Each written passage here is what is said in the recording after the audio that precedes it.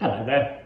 Today I'm going to take a look at a wine from Mount Etna in Sicily, island to the south of Italy. This is Alta Mora.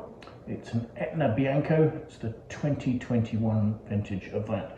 And Alta Mora is a wine produced by the Cusumano family.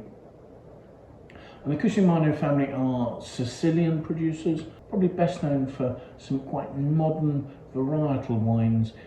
Their flagship wines being based on the Nero variety. The company in its current format was founded in 2001 by two brothers, Alberto and Diego Cusumano, who took over a family business from their father Francesco and set out to produce classic, high-quality Sicilian wines. Their two flagship wines are one a pure Nero called Sàgana, and another wine called Nero, which blends Nero with Merlot and Cabernet.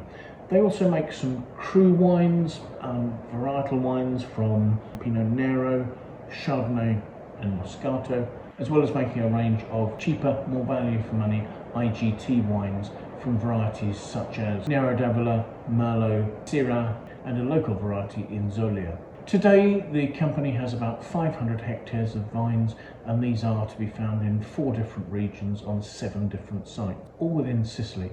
And this gives the company a range of different vineyards, soil types, mesoclimate, sunlight exposure to work with in terms of finding ideal situations to grow each variety, and also gives them the ability to create inter-regional blends. Alta Mora, meaning tall black, is a more recent project that the brothers have worked on. Realising that the slopes of Etna, Europe's largest volcano, was an area with quite a stubborn tradition of winemaking, they saw this as a challenge and wanted to create wines that expressed the quite unique set of terroir that is found here on Mount Etna. Now, the vineyards of Mount Etna tend to be situated between about 700 and 1200 metres above sea level. Now, the mountain itself is actually somewhere in the region of 3,500 metres high, but the vineyards don't go right to the summit. And these vineyards were mostly abandoned after the Second World War because they're actually really quite tough to manage. It's hard work. And I believe by the end of the 1980s, for instance, there were only 4 wineries making wines from Etna. Today, a new generation of winemakers have risen to the challenge. Etna's become a very trendy place to make wine, and there are somewhere in the region of 130 different producers making wine on the slopes of the volcano today. So yes, Alberto and Diego Cusumano were caught up by the potential of Etna to produce some incredibly elegant wines from the region's own indigenous varieties on these dark volcanic soils. And they were very fortunate that in April 2013 they were able to buy some vineyards in 3 of the different districts on Etna itself, and they set about working to store these vineyards. I mean, for instance, in the Guardiola vineyard, one of the first vineyards they purchased, they had to restore all the dry stone wall terracing that was retaining the terraces where the vines grew. They also set about building a winery in the Contrada Verzella, which was an area which had been inundated by lava as recently as 1879. So they built a modern winery that managed to combine sort of both ecological features but also cutting-edge design. They were using local materials such as lava stone, combining that with corten steel to try and produce a modern-looking winery that at the same time fitted in with its surroundings. Ultimately, the winery was designed in such a way that the grapes could be processed as gently as possible with as little mechanical, physical impact as was necessary. But it was also built to allow significant energy savings thanks to the use of thermal insulation and also the capturing of biomass energy. So the winery aimed to be kept cool in summer and to be kept warm in the winter. For this reason, the use of lava stone was widespread throughout the winery, creating a temperature-controlled cellar where malolactic conversion and aging could go on, free from the intrusion of light and free from temperature fluctuations, while at the same time retaining sufficient humidity. Now, there are many different terroirs to express from the slopes of Etna. The locations that Alta Mora uses are mostly on the north and northeast side of the mountain. So here we have a wine that comes from 3 locations. One of those is the vineyard surrounding the winery in the Contrada Verzella. where there's 1.5 hectares of Carricante being grown, and that's grown at a little over 500 metres above sea level, so not one of the higher vineyards here. The vines are trained onto espalier trellises to try and give them maximum exposure of sunlight to both the fruit and the leaves. And evidently the cool terroir here allows fruit to ripen fully and yet at the same time retain good acidity and fresh perfume.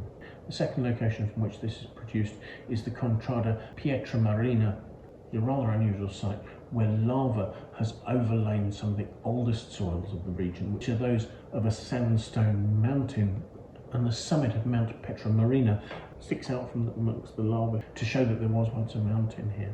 Evidently they've got 3 hectares of vines here on this site, half of which are Carricante and the other half of which are Nero mascalese, the red grape variety that they grow here. And again, these vines are trained on espalier trellising. The third region this comes from is the Contrada Arrigo. Now, the first 2 locations were in the Castiglione di Sicilia district, whereas Contrada Arrigo is in the Lingua Lossa district, and that's more to the northeast of the mountain, but I don't have any more information about that. So to talk briefly about Carricante, the grape variety, this is a pure Carricante, is Etna's native white grape variety. It literally only grows on the slopes of Mount Etna and a very few parcels elsewhere on this eastern side of Sicily. There's probably only about 200 hectares of it planted anywhere in the world, but it's a variety that absolutely thrives in the conditions on the slopes of the volcano here.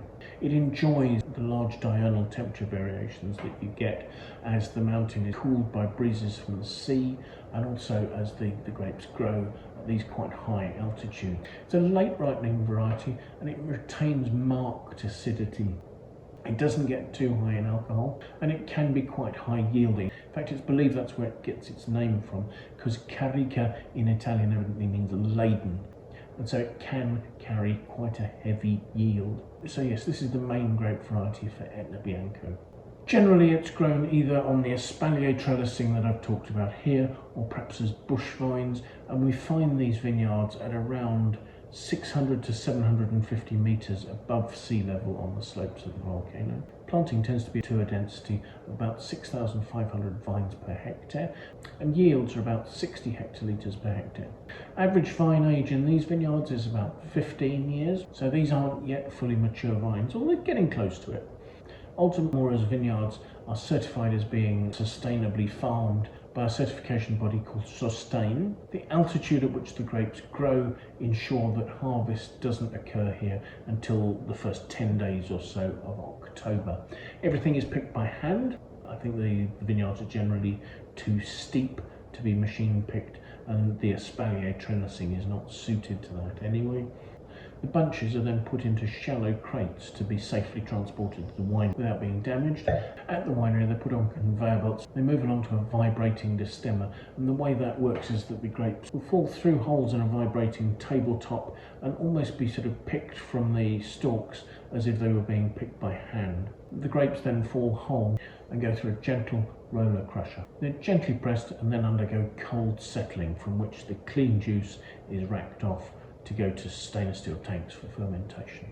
Fermentation is done entirely with natural yeasts, those that find their way into the winery on the fruit, and fermentation takes place at between 18 and 20 degrees C. So not so cool as to give estery notes, but sufficient to retain the variety's aromatic. Aging takes place in the same stainless steel tanks for 4 months with the yeast lees retained in there. The wine is then bottled and subsequently ages in bottle prior to release. So let's have a look at the wine, shall we? First of all, I should say that's a sort of a lovely, vibrant, pale to medium lemon yellow. There's a lovely vibrancy to the colour. Swirling it, the wine is listed as having 12.5% alcohol, and it is clinging to the side of the glass, but it's very slowly fermented. This is not a huge wine with lots of alcohol or lots of body. So let's see what we make of the aromas, shall we? Ooh, the aromas are quite a pungent combination of 3 or 4 elements. You start off with a really fresh, lemony, citric note. Over the top of that, there are mineral notes, almost a wet stone or a struck match note. There's a saline note, and also there's a delicate creaminess coming from the lees aging. And all those elements seem to be in beautiful harmony. There's a lovely intensity and a sort of quite a fresh nature there. So let's have a taste.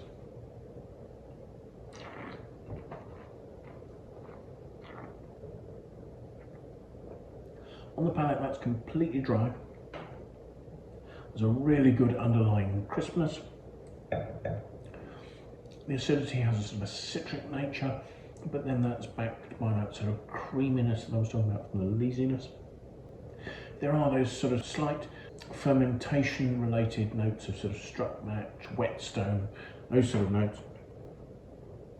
Then everything is rounded out at the end by a slight creaminess coming from the lees aging. There's a fantastic intensity on the palate. The combination of acidity and those citric notes is really quite mouth-watering. The alcohol doesn't stand out as being hot. It fits quite nicely into that quite rounded back palate. And the good citric acidity, the mineral nature and the salinity are giving it a very long, very precise, very focused finish.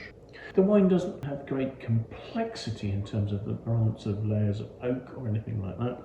It's at best light to medium bodied, but it has a presence, it has a roundness that's lasting really, really well. I think it's a wine that would work really nicely with delicate fish, seafood, soft cheeses. But I think actually its lovely mouth-watering nature means that it would be fantastic simply as an aperitif, a drink for a meal just to encourage your appetite. Looking at the Wine Searcher aggregated critic score for this wine, this scored 91 out of 100, and I think that's very well earned, to be honest. Like I say, it's not a wine of great complexity, but I can still taste it. The length of this wine, its focus, its intensity and its elegance is impressive at a wine at this price. So that you can find out pricing in your area, I'll leave a link in the notes below to the Wine Searcher webpage for this vintage of this wine. So if you can see it's available near you and what its pricing is. So thank you so much for joining us. I do hope you've enjoyed the tasting. If you have, do please press the like button. That would be fantastic. If you'd like to watch more of these tastings, it would be great if you'd sign up and subscribe to my YouTube channel. That way also you can set yourself a notification and you can be alerted every time I publish a new tasting. If you have any friends you think might be interested, do please feel free to pass it on to them. That would be a fantastic endorsement from you. I'd really appreciate that. If you have any comments, please pop those in the comments box below. I'd love to hear what you think about this wine, about other wines from Etna, other wines from Sicily. Do please let us know about anything that relates to that. So thank you once again for joining us, and I do hope you'll make some time. Come and join me for another wine tasting in the very near future. Till then, bye for now.